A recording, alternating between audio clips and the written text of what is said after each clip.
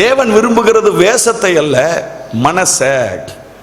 தேவன் பார்க்கிறது முகத்தை அல்ல, இருதயத்தை. ஆண்டவர் மறுபடி சொல்றார். ஒரு பெரிய தீர்க்கதரிசி சாமுவேல் ஏமாந்து போனார். முதல்ல ஒருத்தர் முகத்தை பார்த்த உடனே தீர்க்கதரிசி நினைச்சார், இவன் தான் போல இருக்கு, தேவனுக்கு பிரியமானவன் இவன் தான் போல இருக்கு. ஆண்டவர் சொன்னார், தப்பு பண்ற தம்பி, தேவன் முகத்தை பார்க்கிறவர் அல்ல, இருதயத்தை பார்க்கிறவர். தேவ பக்தி என்று சொல்லப்படுகிறது ஐயா, நம்முடைய வேஷத்திலே அல்ல, நம்முடைய வெளிப்புறமான அலங்காரத்திலே அல்ல, நம்முடைய வெளிப்புறமான நடக்கைகளிலே அல்ல, நம்முடைய உள்ளான மனிதனின் பரிசுத்தத்திலே.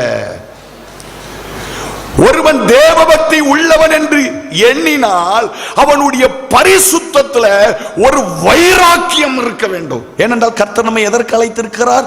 அசுத்தத்திற்கு அல்ல, பரிசுத்தத்திற்கு அழைத்திருக்கிறார். அவர் பரிசுத்தனாய் இருக்கிறது போல நாமும் நமது எல்லா நடக்கைகளிலும் பரிசுத்தனாய் இருக்க வேண்டும் என்பதற்காக அவர் நம்மை பரிசுத்தத்திற்கு அழைத்திருக்கிறார் என்று பரிசுத்த வேதம் நமக்கு போதிக்கிறது. இந்த பரிசுத்தத்தில் ஒரு வைராக்கியம் இருந்தா தான் நமக்குள்ள அந்த தேவ பக்தி இருக்குன்னு அர்த்தம். வீட்டில் போய் என்னாகமத்தின் புஸ்தகம் 25வது அதிகாரத்தை வீட்டில் போய் வாசிச்சு பாருங்க.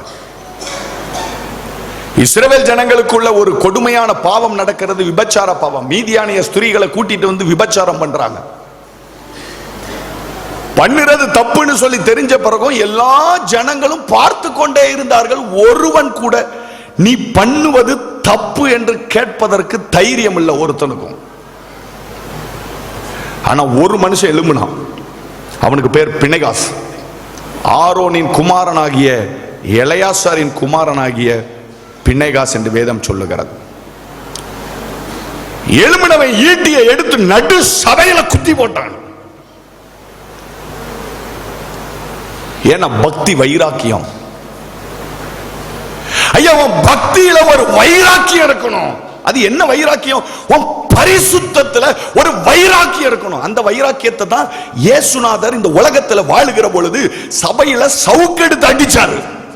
என் பிதாவின் வீட்டை கள்ளர் கொகையாய் மாத்தினீங்களோ, அப்பொழுது வேதம் சொல்லுது, உம்முடைய வீட்டை குறித்து உண்டான பக்தி வைராக்கியம் என்னை பட்சித்தது என்ற வார்த்தை நிறைவேறிற்று.